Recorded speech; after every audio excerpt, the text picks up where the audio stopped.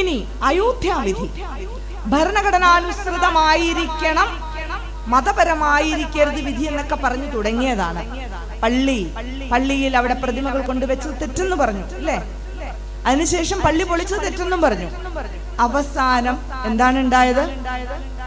പള്ളി പൊളിച്ചവർക്ക് പാരിതോഷികമായി പള്ളി ഇരിക്കുന്ന സ്ഥലവും പൊളിച്ചവരുടെ ആരാധനാലയം ഈ മതനിരപേക്ഷ സർക്കാർ പണിഞ്ഞു നൽകണം എന്നുള്ള ആ ഒരു ഇൻഡാസുമായിരുന്നു അയോധ്യാവിധി. അത് എഴുതിയതാരെന്നറിയില്ല, അതിനകത്ത് ഡിസെൻഡിങ് ജഡ്ജ്മെന്റ് വിയോജനക്കുറിപ്പ് എഴുതിയതാരെന്നറിയില്ല. എന്തുകൊണ്ടാണ് ഇങ്ങനെയുള്ള ഉത്തരവുകൾ വരുന്നത്? ഒരു കാര്യം മാത്രമേ ഉള്ളൂ അതിന് റീസൺ ആയിട്ടുള്ളത്. എന്താണത്? സംഘപരിവാരത്തിന് വിയോജിപ്പുള്ള ജഡ്ജ്മെന്റുകൾ വരുമ്പോൾ നമ്മുടെ തെരുവുകൾ കലാപക്കളമായി മാറുന്നു. മറിച്ചാണെങ്കിൽ സമാധാനമാണ്. വാട്സപ്പ് ഗ്രൂപ്പുകളൊക്കെ അഡ്മിനൊള്ളിയായി മാറുന്നു. പ്രതിഷേധ സൂചകമായ ഒരു നിശ്വാസം പോലുമില്ല. മുദ്രാവാക്യമൊക്കെ പോട്ടെ, അങ്ങനെ ഒരു നിശ്വാസം പോലുമില്ല. കേരളത്തിലുള്ള ആളുകളോട് പറയേണ്ട ആവശ്യമില്ല. സംഘപരിവാരത്തിന് ഇഷ്ടമില്ലാത്ത ജഡ്ജ്മെന്റുകൾ വരുമ്പോ എന്താണ് ഉണ്ടാവുക എന്ന് ശബരിമല വിധിക്കാലത്ത് നമ്മളൊക്കെ ഒരുപാട് കണ്ടതാണ്. അന്നാ ശബരിമല വിധിക്കാലത്തെ ഈ സംഘപരിവാരത്തിന് നാരങ്ങാവെള്ളം പിഴിഞ്ഞു കൊടുത്ത ആരെങ്കിലും ഒക്കെ ഈ കൂട്ടത്തിലുണ്ടോ എന്ന് എനിക്കറിയില്ല. അഥവാ ഉണ്ട് എങ്കിൽ തീർച്ചയായും അവരോട് പറയണം, ദേ ഞങ്ങൾ ഡിറ്റൻഷൻ സെന്ററിലേക്ക് പോവുക, വല്ലപ്പോഴും ഒരു ബോഞ്ചിയുമായിട്ട് വരാനായിട്ട്. അപ്പോ അതുകൊണ്ട് തന്നെയാണ് ഈ പൗരത്വ ഭേദഗതി പ്രക്ഷോഭത്തിന്റെ ഉദ്ദേശം തന്നെ. ഇവിടെയുള്ള തലയെണ്ണം നോക്കി തന്നെയാണ് അങ്ങ് ഭരണത്തിലിരിക്കുന്നവർ നമുക്ക് വേണ്ടി ഉത്തരവ് തീർപ്പാക്കേണ്ട ആളുകൾ എങ്ങനെയാണ് ഇതിന്റെ വിധിന്യായം അല്ലെങ്കിൽ ഇതിന്റെ പരിണിതി ഉണ്ടാക്കേണ്ടതെന്ന് കരുതുന്നത്. അതുകൊണ്ട് തെരുവുകളിൽ ഇങ്ങനെ തടിച്ചുകൂടുന്ന ജനങ്ങളെ കണ്ടു വേണം നാളത്തെ ഇന്ത്യയുടെ ഭാഗധേയം തീരുമാനിക്കാനെന്ന് നിങ്ങൾ ഓർക്കണം. കാരണം സംഘപരിവാരം ആവർത്തിച്ച് ശ്രമിച്ചുകൊണ്ടിരിക്കുന്നതെന്നും ഇവിടുത്തെ മതനിരപേക്ഷത തകർക്കുവാനാണ്. ഈ മതനിരപേക്ഷതയ്ക്ക് അവർക്കൊരു ഹിന്ദുത്വ അജണ്ടയ്ക്ക് അപ്പുറം ഒരു കോർപ്പറേറ്റ് അജണ്ട കൂടി ഉണ്ട് എന്ന് ഞാൻ പറഞ്ഞു. കാരണം ഈ പൗരത്വ ഭേദഗതി നിയമം വന്നതിൽ പിന്നെ നമ്മളൊക്കെ ഇവിടുത്തെ സാമ്പത്തിക തകർച്ചയെ കുറിച്ച് പറയുന്നുണ്ടോ? ഇവർ കോർപ്പറേറ്റുകൾക്ക് എന്തെങ്കിലുമൊക്കെ വിട്ടുവീഴ്ച ചെയ്യുന്നുണ്ടോ എന്ന് ശ്രദ്ധിക്കുന്നുണ്ടോ? ഭിന്നിപ്പിച്ച് ഭരിക്കുക, മതം എന്ന് പറയുന്ന ആ മയക്കുമരുന്ന് നമ്മുടെ സിരകളിലേക്ക് ഓരോ ഡോസേജുകളായി തന്നുകൊണ്ട് നമ്മളെ മയക്കി കിടത്തുകയാണ്. മതം തലയ്ക്ക് പിടിച്ച മനുഷ്യന്റെ കിറങ്ങിയ കണ്ണുകളിലൂടെ യഥാർത്ഥമായ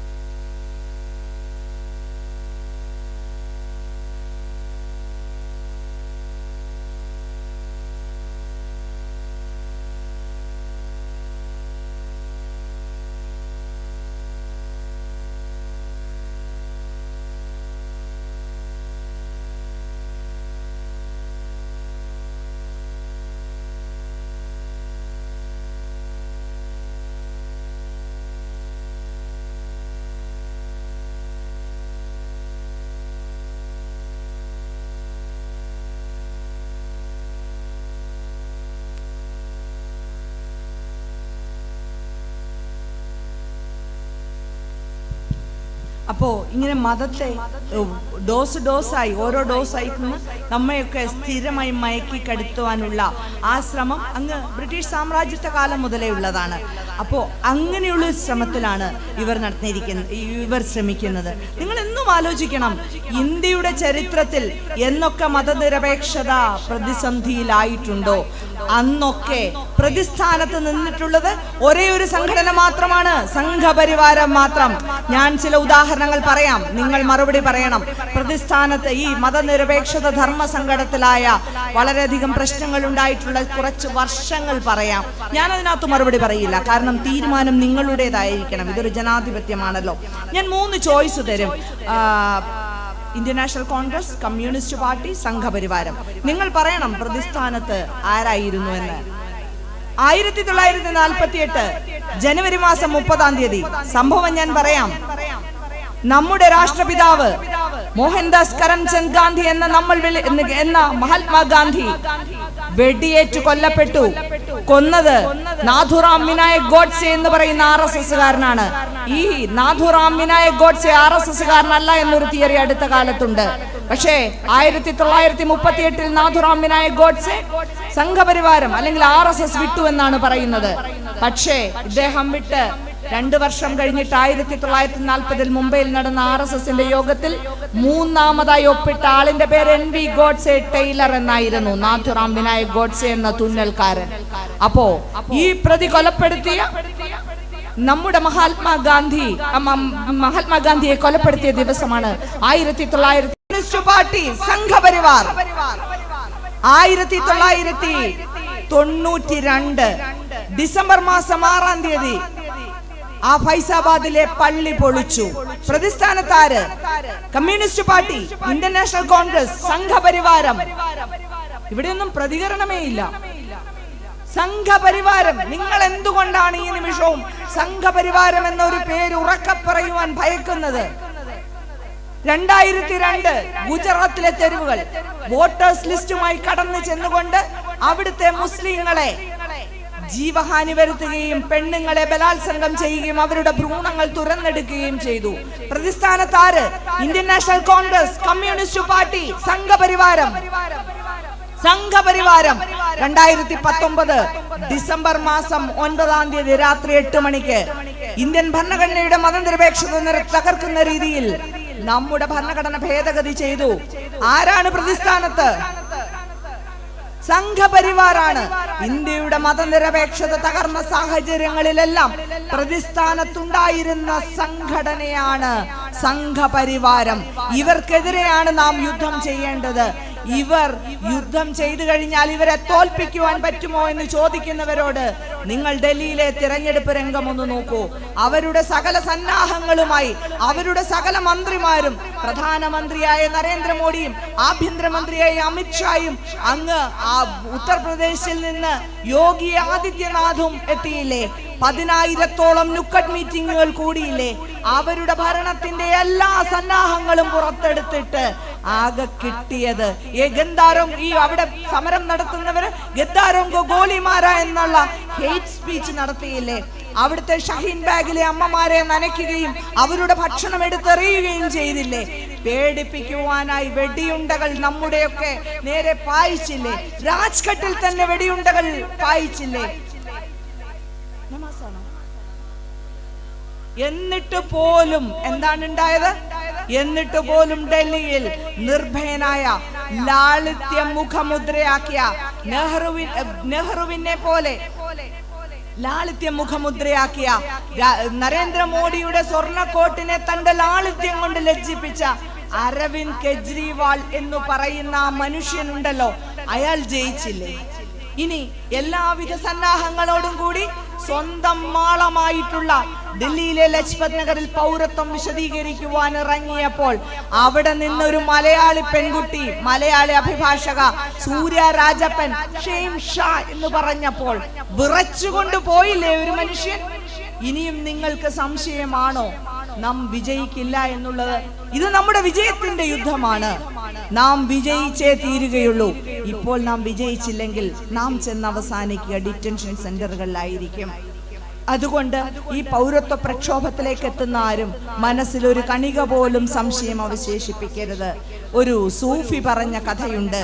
സൂഫി വളരെ പരിത്യാഗിയായ മനുഷ്യനായിരുന്നു, സന്മനസ്സുള്ളവനായിരുന്നു, വളരെയധികം സാത്വികനായിരുന്നു. ഒരു നാട്ടിൽ വരൾച്ചയുണ്ടായപ്പോൾ ആ സൂഫി സന്യാസിയോട് ആളുകൾ ചെന്ന് പറഞ്ഞു, മതഭേദമന്യേ പറഞ്ഞു, നിങ്ങൾ പ്രാർത്ഥിച്ചാൽ മഴ പെയ്യുമെന്ന് പറഞ്ഞു. സൂഫി സന്യാസി പറഞ്ഞു, ഞാൻ പ്രാർത്ഥിച്ചാൽ മഴ പെയ്യില്ല. ഇല്ല, ഞങ്ങൾക്കുറപ്പുണ്ട്, അങ്ങ് പ്രാർത്ഥിച്ചാൽ മഴ പെയ്യുമെന്ന്. സൂഫി സന്യാസി പറഞ്ഞു, നോക്കൂ, നിങ്ങൾക്ക് പോലും വിശ്വാസമില്ല ഞാൻ പ്രാർത്ഥിച്ചാൽ മഴ പെയ്യുമെന്ന്. അങ്ങനെ നിങ്ങൾക്കൊരു വിശ്വാസം ഉണ്ടായിരുന്നുവെങ്കിൽ തീർച്ചയായും നിങ്ങൾ ഈ പ്രാർത്ഥനാ യോഗത്തിന് വരുമ്പോൾ മഴ നനയാതിരിക്കുവാൻ ഒരു കുടയെടുക്കുമായിരുന്നു എന്ന്. മഴ പെയ്യുവാനുള്ള യാഗത്തിനും പ്രാർത്ഥനയ്ക്കുമൊക്കെ പോകുന്നവർ മഴ നനയാതിരിക്കാൻ ഒരു കുടയും എടുക്കും. നമ്മുടെ ഈ പ്രക്ഷോഭം വിജയിക്കുവാനുള്ള പ്രക്ഷോഭമാണ്. ഇതിനിടയിൽ നമുക്ക് ഒരുപാട് നഷ്ടങ്ങളൊക്കെ സംഭവിച്ചേക്കാം. നമ്മൾ ഇത്രയും കാലമൊക്കെ ജീവിച്ച ആളുകളല്ലേ, നമുക്ക് നമ്മുടെ ജീവൻ തന്നെ നഷ്ടമായേക്കാം. പക്ഷേ നമ്മുടെ അടുത്ത തലമുറയെ നിങ്ങളൊന്ന് സങ്കല്പിച്ചു നോക്കൂ. നാസി ജർമ്മനിയിലെ പോലെ അല്ലെങ്കിൽ മ്യാൻമറിലെ പോലെ നിങ്ങളുടെയൊക്കെ കുഞ്ഞുങ്ങൾ, നിങ്ങളുടെ മക്കളുടെയും കൊച്ചുമക്കളുടെയൊക്കെ മുഖമൊന്ന് ഓർത്തു നോക്കൂ. അവരൊക്കെ ഡിറ്റൻഷൻ സെന്ററിൽ വിഷവാതകം ശ്വസിക്കുന്നതോ പീഡനങ്ങൾക്ക് വിധേയമാകുന്നതോ നിങ്ങൾക്ക് സഹിക്കുവാൻ സാധിക്കുമോ? ൾക്ക് മുമ്പേ ഇവിടുത്തെ പല സംഘപരിവാര നേതാക്കന്മാരും ചില റിട്ടയർഡ് DGPമാരും ഒക്കെ പറഞ്ഞു തുടങ്ങിയത്, ഇവിടുത്തെ മുസ്ലിം സ്ത്രീകൾ പെറ്റുപെരുകുകയാണ്. അങ്ങനെ പെറ്റുപെരുകുന്ന മുസ്ലിം സ്ത്രീകൾ ഇവിടെ വരുത്തുന്ന സന്താന വർധനവ്, ജനസംഖ്യയിൽ ഉണ്ടാക്കുന്ന വർധനവ്, അതൊരു മുസ്ലിം പ്രശ്നത്തെ ഉണ്ടാക്കുന്നു. സമാനമായാണ് ജൂതന്മാർ ജർമ്മനിയിൽ പറഞ്ഞത്, ദി ഗ്രേറ്റ് ജൂയിഷ് പ്രോബ്ലം, ജൂതന്മാരുടെ വലിയ പ്രശ്നം എന്ന് പറഞ്ഞത്. പിന്നെ അടുത്തെന്താണ് പറഞ്ഞത്? ഈ അടുത്ത കാലത്ത് ക്രിസ്മസിനും മറ്റും വാട്സപ്പ് സന്ദേശങ്ങൾ കിട്ടിയ ആളുകൾക്ക് അതിനെക്കുറിച്ച് കൃത്യമായി അറിയാം. ഈ ക്രിസ്മസിനും മറ്റും നമ്മൾ ഹിന്ദുക്കൾ എന്തിനാണ് വീട്ടിൽ സ്റ്റാർ ഇടുന്നത്? നമ്മൾ എന്തിനാണ് മുസ്ലിങ്ങളുടെ പെരുന്നാൾ ആഘോഷിക്കുന്നത്? ഇങ്ങനെയൊക്കെയല്ലേ ചോദിച്ചിട്ടുള്ളത്. ഇതേപോലെയാണ് ജൂതന്മാരുടെ ജർമ്മനിയിലും ചോദ്യങ്ങൾ ഉണ്ടായത്. എന്തിനാണ് ജൂതന്മാരുടെ കച്ചവട സ്ഥാപനങ്ങളുമായി നാം സഹകരിക്കുന്നത്? അവർ ഏറ്റവും വലിയ വഞ്ചകരല്ലേ, ചൂഷകരല്ലേ?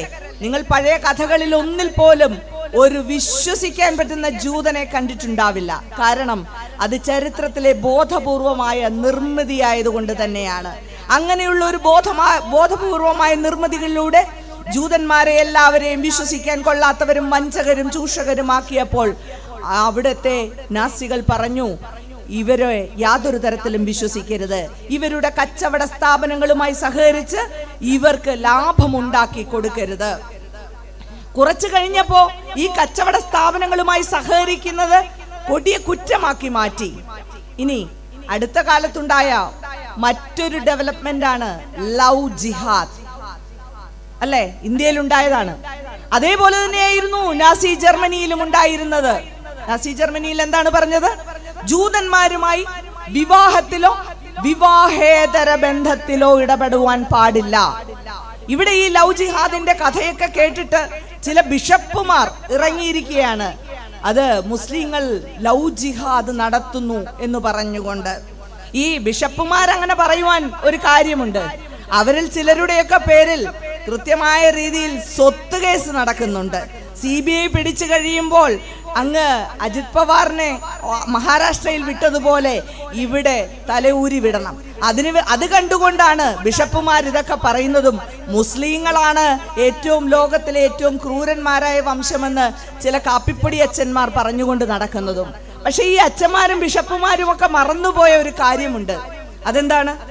1992 ഗ്രഹാം സ്റ്റെയിൻസ് എന്ന് പറയുന്ന ഒരു പാതിരിയും പിഞ്ചു മക്കളും പനി പിടിച്ചല്ല മരിച്ചത്. ഈ സംഘപരിവാര ബജ്രംഗ് ദൾ ശക്തികൾ ഒരു രാത്രി കടന്നു ചെന്ന് ചുട്ടുകരിച്ചു കൊന്നതായിരുന്നു അവരെ എന്ന്. മുസ്ലിമിനെ അടിക്കുവാനുള്ള വടിയാണിപ്പോ ഒടിച്ചുകൊണ്ടിരിക്കുന്നതെങ്കിൽ ക്രിസ്ത്യാനിക്കുള്ള വടി അങ്ങ് പണ്ടേ ഒടിച്ചു വെച്ചിട്ടാണ് സംഘപരിവാരം ഇരിക്കുന്നത് എന്നുള്ള കാര്യം ഈ ബിഷപ്പുമാരും കാപ്പിപ്പൊടി അച്ഛന്മാരും അറിയുന്നില്ല എന്ന് മാത്രമാണുള്ളത്. ഇനി അടുത്ത സാമ്യം എന്താണ്? ഞാൻ പറഞ്ഞു, ഈ ജൂതന്മാരെ വിവാഹം കഴിക്കരുത് എന്നുള്ള പ്രചരണം ഉണ്ടായിരുന്നു എന്ന്. അതിനുശേഷം എന്താണ് ഉണ്ടായത്? ഈ ജൂതന്മാരെ വിവാഹം കഴിക്കുന്നതും അവരുമായി വിവാഹേതര ബന്ധത്തിൽ ഏർപ്പെടുന്നതും ഒരു ക്രിമിനൽ കുറ്റമാക്കി ജർമ്മനിയിൽ മാറ്റി. ഇനി ഒരു സമാനത നിങ്ങൾക്ക് കാണുവാൻ സാധിക്കുക. ഇവിടെ പ്രതികരിക്കുന്നവർക്ക് എന്താണ് വരിക? ഉടനെ ടാക്സ്, ഇൻകം ടാക്സ്. ജർമ്മനിയിലും ഉണ്ടായിരുന്നു ഇൻകം ടാക്സ് വാര്യർമാർ, അല്ല വാര്യന്മാരല്ല കേട്ടോ, അവർ ഇൻകം ടാക്സ് നാസികളായിരുന്നു. ഇവിടെയാണ് ഇൻകം ടാക്സ് വാര്യർമാർ ഉള്ളത്. അപ്പോ ജൂതന്മാർ കൊടുക്കേണ്ട ടാക്സ് കൂടുതലായിരുന്നു. ഇനി ഈ ജൂതന്മാർ ഇതൊക്കെ മടുത്ത് ആ രാജ്യം വിട്ടു പോവുകയാണെങ്കിൽ അവരുടെ സ്വത്തിന്റെ 90% ടാക്സായി അടക്കേണ്ടി വരുമായിരുന്നു. ഇനി നിങ്ങൾക്ക് മറ്റൊരു സമാനത നിങ്ങൾക്ക് കാണുവാൻ സാധിക്കുക റേഡിയോയുടെ കാര്യമാണ്. അവിടെ ഹിറ്റ്ലറുടെ പ്രചരണത്തിനായി ഗീബൽസിയൻ റേഡിയോ ആയിരുന്നു ഉപയോഗിച്ചിരുന്നത്. നുണകൾ തന്നെ ഇങ്ങനെ മുത്തുമാലയിൽ മുത്തുകൾ കോർക്കുന്ന പോലെ ഇങ്ങനെ ചേർത്ത് നുണക്കഥകളുടെ പ്രചരണമാണ് അവിടെ റേഡിയോയിലൂടെ നടത്തിക്കൊണ്ടിരുന്നത്. ഇവിടെയും ഉണ്ട് റേഡിയോ, മങ്കി ബാത്ത്. ഈ മങ്കി ബാത്ത് ആയാലും ഗീബൽസിയൻ റേഡിയോ ആയാലും അതിനൊരു ജനാധിപത്യ വിരുദ്ധതയുണ്ട് അല്ലേ? നമുക്ക് ചിലരോട് പറയും നീ ഒരു റേഡിയോ ആണെന്ന്. അതവർ പെട്ടി പോലത്തെ ഷേപ്പ് ആയതുകൊണ്ടല്ല, മറിച്ച് ഇങ്ങോട്ടൊന്നും പറയാൻ സമ്മതിക്കില്ല. ഇങ്ങോട്ട് അവർ പറഞ്ഞുകൊണ്ടിരിക്കും, നമുക്ക് അങ്ങോട്ട് പറയാനുള്ള ഒരിക്കലും കേൾക്കില്ല. നമ്മൾ പറയാൻ വരുമ്പോഴത്തേക്ക് അവർ ഫ്ലൈറ്റ് പിടിച്ച് വല്ല വിദേശ രാജ്യത്തുമായിരിക്കും. ഇതാണ് ഈ റേഡിയോയുടെ നാസി ജർമ്മനിയും നമ്മളും തമ്മിലുള്ള സാമ്യം. ഇനി ജനുവരി 30 എന്ന് പറയുന്ന ഒരു തീയതിക്ക് പോലും ഒരുപാട് പ്രത്യേകതയുണ്ട്. എന്താണെന്ന് വെച്ച് കഴിഞ്ഞാൽ അങ്ങ് ജർമ്മനിയിൽ ഹിറ്റ്ലർ ഭരണമേറ്റത് 1933 ജനുവരി മാസം 30 ആയിരുന്നു. ഇന്ത്യയിൽ ജനുവരി 30 1948 വ്യത്യാസം മാത്രമേ ഉള്ളൂ. 1948 ജനുവരി 30 നമ്മുടെ പ്രിയപ്പെട്ട മഹാത്മാഗാന്ധിയുടെ നെഞ്ചിലേക്ക് വെടിയുണ്ട വായിച്ചുകൊണ്ടാണ് ഇന്ത്യയിലെ രാഷ്ട്രീയ മാന്യതയ്ക്ക് അവർ അന്ത്യം വരുത്തിയിട്ടുള്ളത്. ഇനി എന്താണ് ഒരു സാമ്യമുള്ളത്? ആർക്കെങ്കിലും പറയാമോ? ഇനിയുള്ള സാമ്യം വളരെ ആശ്വാസകരമായ ഒരു സാമ്യമാണ്. അതായത് 1943 ഏപ്രിൽ മാസം 30 റഷ്യൻ കമ്മ്യൂണിസ്റ്റുകളുടെ ചെമ്പട നാസി ഭരണകൂടത്തിന്റെ എല്ലാ ദുഷിച്ച സ്വഭാവങ്ങളും മനസ്സിലാക്കിക്കൊണ്ട് ആദ്യമേ പ്രതികരിച്ച വർഗം എന്ന് പറയുന്നത് കമ്മ്യൂണിസ്റ്റുകളായിരുന്നു. അത് എവിടെയാണെങ്കിലും ആദ്യം പ്രതികരിക്കുക കമ്മ്യൂണിസ്റ്റുകൾ തന്നെയാണ്.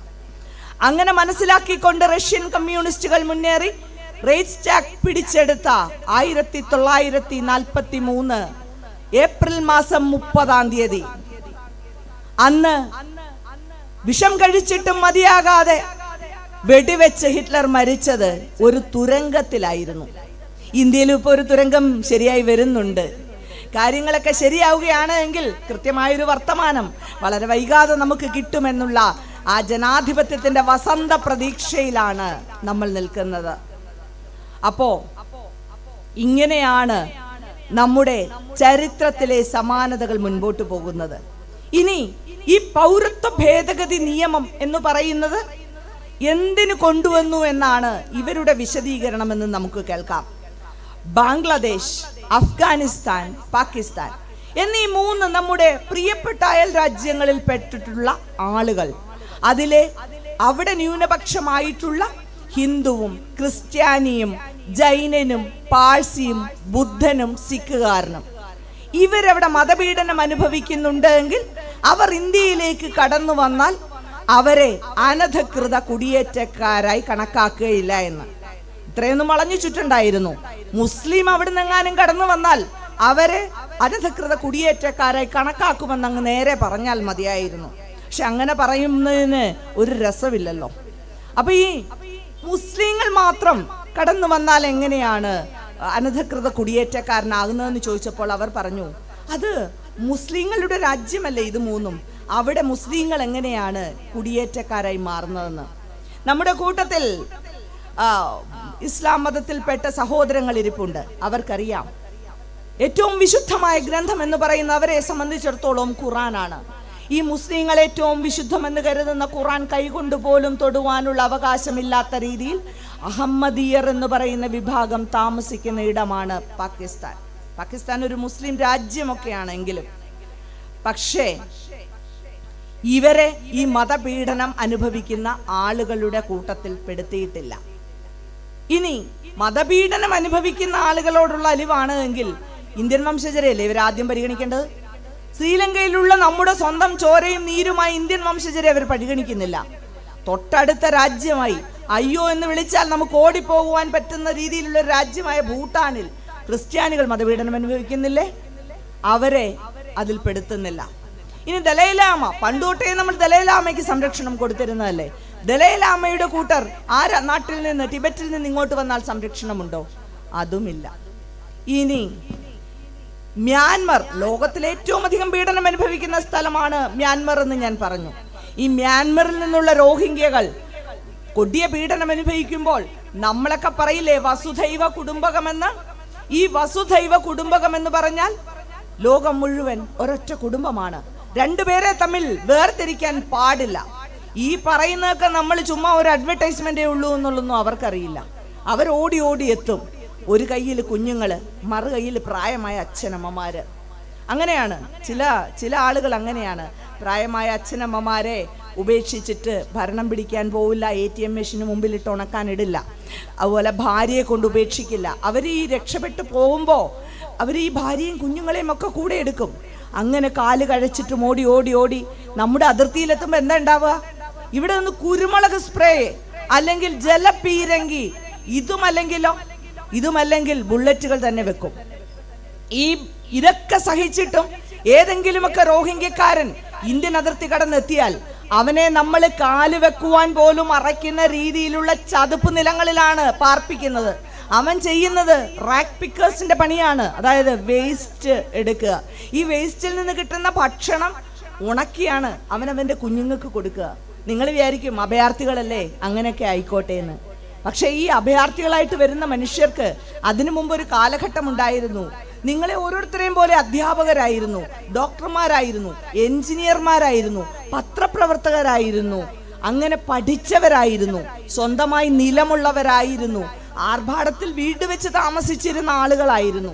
ഇങ്ങനെയൊക്കെയുള്ള ആളുകളാണ് ജീവൻ രക്ഷിക്കാൻ വേണ്ടി മാത്രം ഇതെല്ലാം വിട്ട് ഓടിയെത്തുന്നത്. ഇവരെ ഈ 10 രൂപ പണിക്കൊക്കെ എൻഗേജ് ചെയ്യുന്നതിനൊരു പ്രധാന കാരണമുണ്ട്. എന്താണെന്നറിയുമോ? വളരെ ചുരുങ്ങിയ ചിലയിൽ ഇവരെ കൊണ്ട് വേല എടുപ്പിക്കാം. ഇനി ഇവർ വേല എടുക്കാൻ പറ്റില്ല, കൂലി കൂടുതൽ വേണമെന്ന് പറഞ്ഞാൽ എന്താ ഉണ്ടാവുക?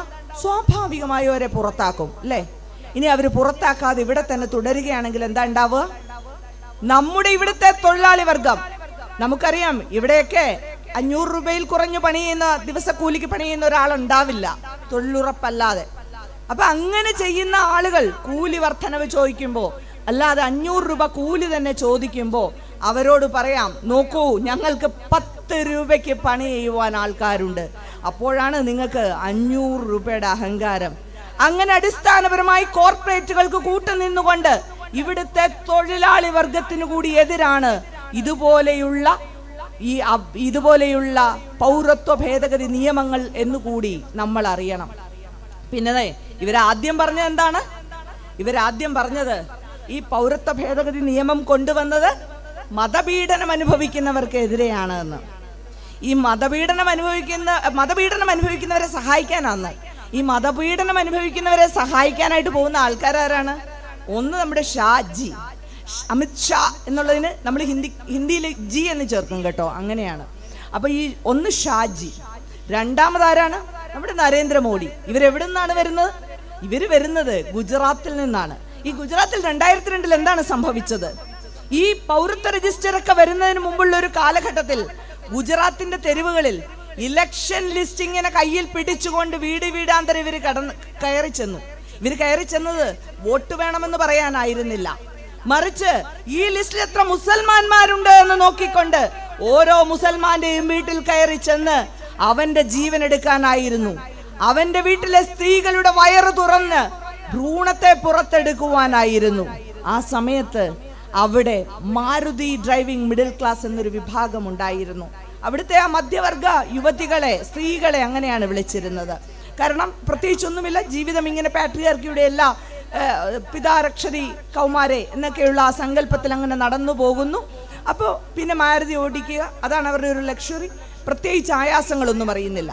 അങ്ങനെയുള്ള ആ മിഡിൽ ക്ലാസ്സിലെ സ്ത്രീകൾ സ്വന്തം ഭർത്താക്കന്മാരോട്, സ്വന്തം സഹോദരന്മാരോട്, ബന്ധുക്കളായിട്ടുള്ള ആണുങ്ങളോട് മുസ്ലിം സ്ത്രീകളെ ചൂണ്ടിക്കാട്ടി പറഞ്ഞു, ബലാത്സംഗം ചെയ്യൂ, ബലാത്സംഗം ചെയ്യൂ എന്ന്. അങ്ങനെ സ്ത്രീകളെ ബലാത്സംഗം ചെയ്യുകയും കൊല്ലുകയും പുരുഷന്മാരെ അവസാനിപ്പിക്കുകയും. നമുക്ക് ഹമീദ് അൻസാരിയുടെ ചിത്രമുണ്ടല്ലോ നമ്മുടെ മനസ്സിൽ. കൈകൂപ്പി നിന്ന് ജീവൻ യാചിക്കുന്ന ആ ഗുജറാത്തിലെ ആ ചെറുപ്പക്കാരന്റെ ചിത്രം നമുക്ക് ഈ മതപീഡനമില്ലാത്ത നാടിന്റെ ചിത്രമായിട്ട് നമ്മുടെ മനസ്സിലൊക്കെ ഉണ്ടല്ലോ. അപ്പൊ അങ്ങനെ ചെയ്തവരാണ് പറയുന്നത്, മതപീഡനം അനുഭവിക്കുന്നവരെ രക്ഷിക്കുവാൻ വേണ്ടിയാണ് ഈ പൗരത്വ ഭേദഗതി നിയമമെന്ന്. ആ പൗരത്വ ഭേദഗതി നിയമത്തെ ചെറുക്കുവാനായി ചിലർ നടക്കുന്ന ശ്രമങ്ങൾ കൊണ്ടാണ് ഞാൻ ആ ഗുജറാത്ത് എന്ന് പറയുന്ന കാര്യം ഓർമ്മിപ്പിച്ചത്. വാസ്തവത്തിൽ ഈ ഗുജറാത്ത് ഓർമ്മിപ്പിച്ചത് ഞാനല്ല കേട്ടോ, അങ്ങ് സംഘപരിവാരമാണ് ഓർമ്മിപ്പിച്ചത്. പൗരത്വ ഭേദഗതി നിയമം നമുക്കൊക്കെ മണിക്കൂറുകളെടുത്ത് വിശദീകരിക്കേണ്ടി വന്നപ്പോൾ കുറ്റ്യാടിയിൽ ഒരൊറ്റ വാക്കിൽ അവർ വിശദീകരിച്ചു, ഓർമ്മയുണ്ടോ ഗുജറാത്ത് എന്ന്. അതെന്തായാലും നന്നായി, ഓർമ്മയുള്ളതുകൊണ്ടല്ലേ നമ്മൾ അവരെ ഇരുത്തേണ്ടടുത്ത് ഇരുത്തിയിരിക്കുന്ന ഇത്ര കാലവും. അപ്പോ അങ്ങനെ ഓർമ്മ ഗുജറാത്തിന്റെ വരുത്തിയത് കൊണ്ടാണ് പറഞ്ഞത് ഇതാണ് ഗുജറാത്ത്. ഇങ്ങനെ മതത്താൽ ഭിന്നിപ്പിക്കുവാൻ സംഘപരിവാരം ദിവസവും നമ്മുടെ അടുത്ത് ശ്രമങ്ങൾ നടത്തിക്കൊണ്ടിരിക്കുകയാണ്. അതിനെതിരെ മതേതരമായി ഒന്നിച്ചവരാണ് നാം. മതനിരപേക്ഷമായി ഭരണഘടനയുടെ മൂല്യങ്ങൾ ചേർത്ത് വെച്ചവരാണ് നാം. അതിൻ്റെ ഇടയ്ക്കാണ് ഈ സമരത്തിൽ ഇത്തിരിയൊക്കെ മതം കലർത്തി, ഈ സമയത്താണ് നമ്മുടെ കൂടെ ആളെ കൂട്ടുവാൻ പറ്റിയ സമയം എന്ന് പറഞ്ഞ് ചിലർ മതപരമായ മുദ്രാവാക്യങ്ങളുമായി മുന്നോട്ട് വന്നിരിക്കുന്നത്. ഇത് RSSും സംഘപരിവാരും ഉയർത്തുന്ന ഒരു കെണിയാണെന്ന് നിങ്ങൾ മനസ്സിലാക്കണം. അവരുടെ മതപക്ഷത്തിനെതിരായിട്ട് നമ്മൾ മതനിരപേക്ഷ മൂല്യങ്ങൾ ഉയർത്തിക്കൊണ്ടാണ് മുന്നോട്ട് പോകുന്നത്. ഈ കൂട്ടത്തിൽ ആരെങ്കിലും ഒരാൾ മതപരമായ മുദ്രാവാക്യം വിളിച്ചിട്ടുണ്ടെങ്കിൽ അയാളെ ചെവിക്ക് പിടിച്ചു മാറ്റി ചെകിട്ടത്തൊന്നു കൊടുത്തിട്ട് മാത്രമേ നമ്മുടെ പൗരത്വ ഭേദഗതി പ്രക്ഷോഭം മുന്നോട്ട് പോകുവാനായി പാടുള്ളൂ. ഇനി അടുത്തത് ഈ കൂട്ടത്തിൽ സ്ത്രീകൾ വേണോ വേണ്ടയോ എന്ന കാര്യമാണ്. ഈ കൊട്ടുകാട്ട് പ്രദേശത്ത് ഇത്ര സ്ത്രീകളല്ല എന്നറിയാം, ഇതിന്റെ ഇരട്ടി സ്ത്രീകളല്ല എന്നും എനിക്കറിയാം. ഇതിലുമൊക്കെ ഒത്തിരി സ്ത്രീകളുണ്ട്. ചില ആളുകളൊക്കെ പറയുന്നുണ്ട്, സ്ത്രീകൾ പൗരത്വ ഭേദഗതി പ്രക്ഷോഭത്തിലേക്ക് ഇറങ്ങരുത്, അവർ മുഷ്ടി ചുരുട്ടി ആകാശത്തേക്ക് മുദ്രാവാക്യം വിളിക്കരുത് എന്ന്. അവിടെ സുഷിരങ്ങൾ ഉണ്ടാകുമെന്ന്. സ്ത്രീകൾ മുഷ്ടി ചുരുട്ടി മുദ്രാവാക്യം വിളിച്ച് സുഷിരങ്ങൾ ഉണ്ടായിട്ടുണ്ട്. ആ സുഷിരത്തിലൂടെയാണ് ഒരുപാട് സൂര്യപ്രകാശവും ഒരുപാട് സ്വാതന്ത്ര്യവും ശുദ്ധവായുവും കടന്നു വന്നിട്ടുള്ളത്. അങ്ങനെ അവർ മുഷ്ടി ചുരുട്ടി മുദ്രാവാക്യം വിളിച്ചിട്ടില്ല എങ്കിൽ ഉണ്ടാകുന്ന ഒരു അപകടം പറയാം, അതാണ് ഗുജറാത്ത്. ഏത് രാജ്യത്താണെങ്കിലും കലാപമുണ്ടാകുമ്പോൾ, യുദ്ധമുണ്ടാകുമ്പോൾ, സംഘർഷമുണ്ടാകുമ്പോൾ ജയിച്ചു എന്ന് കരുതുന്ന പക്ഷം തോറ്റു എന്ന് കൽപ്പിക്കപ്പെടുന്ന പക്ഷത്തിനോട് പ്രതികാരം തീർക്കുന്നത് ഈ തോറ്റ പക്ഷത്തിലെ സ്ത്രീകളുടെ തുടകൾക്കിടയിലൂടെ അവരുടെ ആണത്തത്തിന്റെ ഗർവ് കാണിച്ചുകൊണ്ടാണ്. അങ്ങനെ കാട്ടുന്ന ഗർവുകളൊക്കെ നിങ്ങൾക്ക് ആസ്വാദ്യകരമല്ല എന്ന് തോന്നുന്നുണ്ട് എങ്കിൽ മാത്രം നിങ്ങൾ നിങ്ങളുടെ സ്ത്രീകളെ ഈ പൗരത്വ ഭേദഗതി പ്രക്ഷോഭത്തിലേക്ക് കൊണ്ടുവരണം. അല്ല, നിങ്ങൾക്ക് അതൊക്കെ ഡിറ്റൻഷൻ സെന്ററിൽ കാണുന്നതാണ് അവിടുത്തെ ഒരു ടൈം പാസ് എങ്കിൽ തീർച്ചയായും ഇപ്പം നടക്കുന്ന പോലൊക്കെ തന്നെ മതി കാര്യങ്ങൾ എന്നാണ് എൻ്റെ ഒരു പക്ഷം. ഇനി ഈ പൗരത്വ ഭേദഗതി നിയമത്തിന് യാതൊരു പ്രശ്നങ്ങളുമില്ല എന്നും നമ്മുടെ ഭരണാധികാരികൾ നമ്മോട് പറയുന്നുണ്ട്. വീണ്ടും അരശമൂട്ടിൽ അപ്പുകുട്ടൻ ചെക്ക് വെച്ചതാണത്. കാരണം ന്യൂറംബർഗ് പൗരത്വ നിയമം അങ്ങ് ജർമ്മനിയിലെത്തിയപ്പോ അവിടെ ഹിറ്റ്ലറും ജൂതന്മാരോട് പറഞ്ഞ ഇതാണ്, ഇതുകൊണ്ട് ആർക്കും യാതൊരു പ്രശ്നവുമില്ല എന്ന്. പക്ഷേ ഈ പൗരത്വ രജിസ്റ്റർ എടുത്ത് വേറൊരു രസമുണ്ട്. ഈ ന്യൂറംബർഗ് പൗരത്വ നിയമം ഉണ്ടാക്കിയത് രാത്രിയിലാണ്. നമ്മുടെ ഇവിടെ ഈ പൗരത്വ ഭേദഗതി നിയമം വന്നത് രാത്രി 8 മണിക്കാണ്. അടുത്ത കാലത്തായി നമ്മുടെ ഇവിടെ കാര്യങ്ങളൊക്കെ നടക്കുന്നത് ഒരു 8 മണി കഴിയണം. അതിപ്പോ മഹാരാഷ്ട്രയിലെ മന്ത്രിസഭയെ മറിച്ചിടാനായാലും ശരി, കാശ്മീരിന്റെ കാര്യത്തിൽ തീരുമാനമെടുക്കാനാണേലും ശരി, ഈ പൗരത്വ ഭേദഗതി നിയമത്തിന്റെ കാര്യത്തിലാണേലും ശരി. അപ്പോൾ ഈ പൗരത്വ ഭേദഗതി നിയമത്തിന്റെ കാര്യത്തിൽ പ്രശ്നമില്ല എന്ന് പറയുന്നവർ ഒരു വട്ടം കൂടി ആ നാസി ജർമ്മനിയുടെ ഓർമ്മകളിലേക്കൊന്ന് പോകണം. അവിടെ ഈ പൗരത്വ രജിസ്റ്റർ കയ്യിൽ പിടിച്ചുകൊണ്ട് അഡോൾഫ് ഹിറ്റ്ലർ പറഞ്ഞു, ജൂതന്മാരൊക്കെ മാറി നിൽക്കൂ. ജൂതന്മാർ മാറി നിന്നു. മാറി നിന്ന ജൂതന്മാരോട് ഓരോ കുഴികൾ എടുക്കുവാൻ പറഞ്ഞു. കുഴികളെടുത്ത ജൂതന്മാരോട് ആ കുഴിക്ക് നേരെ നിൽക്കുവാൻ പറഞ്ഞു. കുഴിക്ക് നേരെ നിന്ന ജൂതന്മാരുടെ നെഞ്ചിലേക്ക് വെടിയുണ്ടകൾ പായിച്ചു. കുറച്ച് കഴിഞ്ഞപ്പോ ഹിറ്റ്ലർക്ക് തന്നെ അങ്ങ് മടുത്തു. ആവർത്തന വിരസത നമ്മുടെ BJP ചീഫിന്റെ പോലത്തെ ഏകദേശം ഒരു വിരസത. ആ വിരസത വന്നു കഴിഞ്ഞപ്പോഴേക്ക് എന്താ ഉണ്ടായത്? പിന്നെയാണ് കോൺസെൻട്രേഷൻ ക്യാമ്പുകൾ ഉണ്ടായത്, വിഷവാതക പുരകൾ ഉണ്ടായത്. ഈ വിഷവാതക പുരകളിലേക്ക് ആളുകളെ പറഞ്ഞയച്ചു. ഈ വിഷവാതകം ശ്വസിക്കുന്നത് അത്ര രസമുള്ള ഒരു കാര്യമല്ല. നിങ്ങളൊരു സിഗരറ്റ് എടുത്തൊന്ന് ശ്വസിച്ചു നോക്കൂ. അതിനെക്കാട്ടിലും സിഗരറ്റ് പുക ശ്വസിക്കുന്നതിലുമൊക്കെ എത്രയോ വലിയ വിഷമയമായ വാതകങ്ങളാണ് അവിടെ വിട്ടതെന്നറിയുമോ? അവിടെ പട്ടിണിയായിരുന്നു, ക്രൂരമായ പീഡനങ്ങളായിരുന്നു. അതിൻ്റെയൊക്കെ ഒരു ഗതി അറിയണമെന്നുണ്ടെങ്കിൽ ഈ 1943 ഏപ്രിൽ മാസം 30 ഹിറ്റ്ലർ ആത്മഹത്യ ചെയ്ത ആ രാത്രി ഉണ്ടല്ലോ, അവിടെ നിന്ന് പുറത്തേക്ക് വന്നിട്ടുള്ള കുറച്ച് അവശേഷിച്ച ജീവനുമായി പുറത്തു വന്നിട്ടുള്ള ജൂതന്മാർ പറഞ്ഞു, ഈ ലോകത്തൊരു ദൈവമുണ്ട് എങ്കിൽ ഞങ്ങളോടൊരു മറുപടി പറഞ്ഞേ പറ്റുമെന്ന്. അത്രത്തോളം ക്രൂരമായിരുന്നു അവിടുത്തെ പീഡനങ്ങൾ. പക്ഷേ നമുക്കും സന്തോഷിക്കാൻ വകയുണ്ട്. അങ്ങ് ഡിറ്റൻഷൻ സെന്ററുകൾ രൂപം കൊള്ളുന്നുണ്ട്. ആസാമിലെ ഗോൽപാറയിൽ 6 ഡിറ്റൻഷൻ സെന്റർ ഉണ്ട്.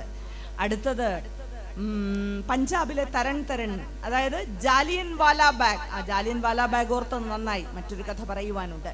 ജാലിയൻ വാലാ ബാഗിനടുത്തുള്ള ജില്ലയാണ് തരൺ. ജാലിയൻ വാലാ ബാഗിന്റെ ചരിത്രം അറിയാത്തവർ ഇവിടെയില്ല. ബ്രിട്ടീഷുകാർ അതിക്രൂരമായി സമാധാനപരമായ ഒരു പ്രാർത്ഥനാ യോഗത്തിന് നേരെ വെടിവെച്ച സ്ഥലമാണ്.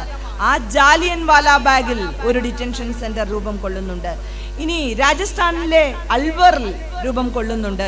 സൗത്ത് ഇന്ത്യൻസിനെ അവഗണിച്ചു എന്ന് ആരും കരുതരുത്.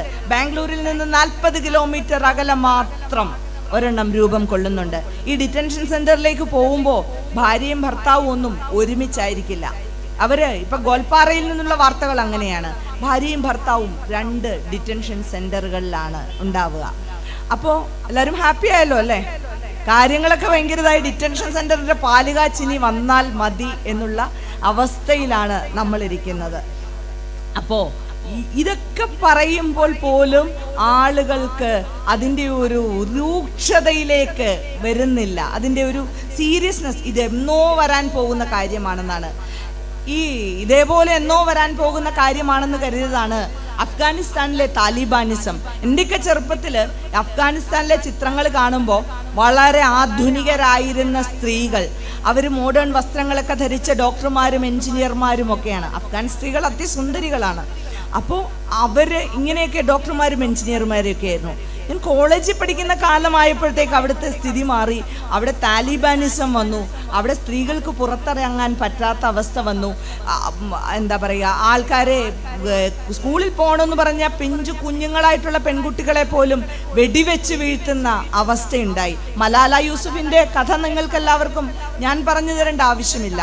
4-5 പത്രം വായിക്കുന്നവരാണ് മലയാളികൾ. ഇവിടെ താലിബാൻ ആകുമോ എന്നാണ് ചോദ്യം. അതിനുള്ള ലക്ഷണങ്ങളല്ലേ കണ്ടത്.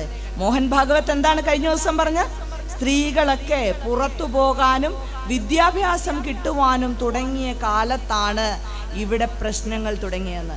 ഇന്ന് മറ്റൊരു വിദ്വാൻ പറഞ്ഞിട്ടുണ്ട്, ആർത്തവമുള്ള സ്ത്രീകൾ പാചകം ചെയ്തു കഴിഞ്ഞാൽ അടുത്ത ജന്മം പട്ടിയായി ജനിക്കുമെന്ന്. സ്വന്തം അനുഭവത്തിൽ നിന്നാണോ പറഞ്ഞതെന്ന് എനിക്കറിയില്ല. പക്ഷെ ഇങ്ങനെയൊക്കെ പറയുന്ന ഇതൊക്കെ ഒരു മനുവാദത്തിന്റെ രാഷ്ട്രീയമാണ്. മനുവാദം എന്തെന്നുള്ളതിലേക്ക് വരാം. അപ്പൊ ഈ മനുവാദ രാഷ്ട്രീയം ഇവിടെ പിടിമുറുക്കുകയാണ്. മനു എന്താണ് പറഞ്ഞത്? മനു പറഞ്ഞത് അവനവൻ ജീവിക്കുന്ന അവൻ ജനിച്ച കുലം അതാർക്കെങ്കിലും കൺട്രോൾ ചെയ്യാൻ പറ്റുന്ന കാര്യമാണോ? എനിക്കിപ്പോ അങ്ങ് അംബാനിയുടെ വീട്ടിൽ ജനിക്കണമെന്നായിരുന്നു ആഗ്രഹം എന്ന് വെച്ചാൽ വല്ല ഓപ്ഷനും ഉണ്ടോ? ഇല്ല. അപ്പോൾ ഇത് ആർക്കും കൺട്രോൾ ഇല്ലാത്ത കാര്യമാണ്. ജനിക്കുന്ന കുലം, ചെയ്യുന്ന തൊഴിൽ, ഇതനുസരിച്ച് ആളുകളുടെ അന്തസ്സും അവനിപ്പം പഠിക്കാനുള്ള സാധ്യത ഉണ്ടായിരിക്കും, പക്ഷെ പഠിക്കാൻ പോകാൻ പാടില്ല. പോയാൽ ഒരുക്കി ഒഴിക്കും. അപ്പൊ അതനുസരിച്ച് ഒരു പൗരന്റെ അന്തസ്സ് തീരുമാനിക്കുന്നതാണ് മനുവാദം എന്ന് പറയുന്നത്, മനുസ്മൃതി എന്ന് പറയുന്നത്. അവിടെ സ്ത്രീകൾക്ക് സ്വാതന്ത്ര്യമില്ല എന്നാണ് പറയുന്നത്. കൃത്യമായി പറഞ്ഞിട്ടുണ്ട്, നാ സ്ത്രീ സ്വാതന്ത്ര്യം അർഹതി. ഇപ്പം മനുസ്മൃതി അനുസരിച്ചിട്ടാണ് കാര്യമെങ്കിൽ ഉന്നത കുലജാതരായ ആളുകൾ മാത്രം ഇവിടെ ഉണ്ടാവും. ഞാൻ പ്രസംഗിക്കില്ല. അത് ഗോപൻ സഖാവ് മാത്രം ഇവിടെ നിന്ന് പ്രസംഗിക്കും. പുരുഷനാണല്ലോ, പുരുഷന് പ്രസംഗിക്കാം. സവർണനായ പുരുഷന്മാർക്കൊക്കെ പ്രസംഗിക്കാം. കേൾക്കാൻ സവർണന്മാർക്ക് പറ്റും. ഇനി കുറച്ച് വൈശ്യനാണെങ്കിൽ കുറച്ച് നീങ്ങിയിരിക്കണം, ശൂദ്രനാണെങ്കിൽ കുറച്ചുകൂടെ അങ്ങോട്ട് നീങ്ങിയിരിക്കണം, പഞ്ചമരാണ് എങ്കിൽ അതായത് ഇന്ന് നമ്മൾ ഹരിജനെന്നും ദളിതനെന്നും ഒക്കെ പണ്ട് വിളിച്ചിരുന്ന ആളുകളാണ് എങ്കിൽ ഇത് കേൾക്കാനേ പാടില്ല, ചെവിയിൽ ഈയം ഉരുക്കി ഒഴിക്കും. അതാണ് മനുവാദ രാഷ്ട്രീയം എന്ന് പറയുന്നത്. ആ മനുവാദമാണ് ഇന്ന് ഉത്തർപ്രദേശിലും മറ്റും ചെരുപ്പിട്ട് പോകുന്ന ദലിതനെ കൊല്ലുന്നത്. ആ മനുവാദ രാഷ്ട്രീയമാണ് രാജസ്ഥാനില് ഈ പശുപാലകരായിട്ടുള്ള മുസ്ലിങ്ങളെ അവർ കഴിക്കുന്നത് കോളിഫ്ലവർ ആണെങ്കിൽ പോലും അത് പോത്തിറച്ചിയാണ് എന്ന് പറഞ്ഞ് കൊല്ലുന്നത്. അപ്പോ ഈ മനുവാദമാണ് മോഹൻ ഭാഗവത്തിനെ കൊണ്ട് അങ്ങനെ പറയിക്കുന്നത്. ഈ മനുവാദമാണ് ഉത്തർപ്രദേശിൽ 43 പെൺകുട്ടികളെ ബലാത്സംഗം ചെയ്യിച്ചത്.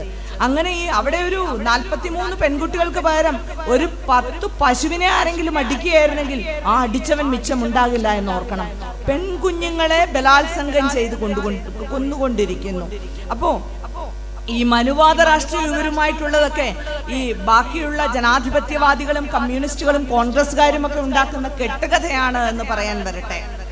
ഇവർക്ക് നമ്മുടെ 1949 നവംബർ മാസം 26-ാം തീയതി നമ്മുടെ കോൺസ്റ്റിറ്റ്യൂന്റ് അസംബ്ലി ഭരണഘടനയെ അംഗീകരിച്ചു എന്ന് നമുക്കറിയാം.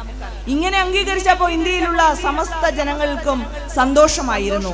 അത് കൃത്യമായി 1946 ഡിസംബർ മാസം 13-ാം തീയതി നമ്മുടെ പ്രധാനമന്ത്രിയായിരുന്ന പണ്ഡിറ്റ് ജവഹർലാൽ നെഹ്റു കോൺസ്റ്റിറ്റ്യൂന്റ് അസംബ്ലിയിൽ അവതരിപ്പിച്ച പ്രമേയത്തിൽ പറഞ്ഞ ഭരണഘടനയുടെ ഉദ്ദേശ ലക്ഷ്യങ്ങൾക്ക് അനുസൃതമായ ഒരു ഭരണഘടന തന്നെയായിരുന്നു അത്. എന്തായിരുന്നു അദ്ദേഹം പറഞ്ഞത്?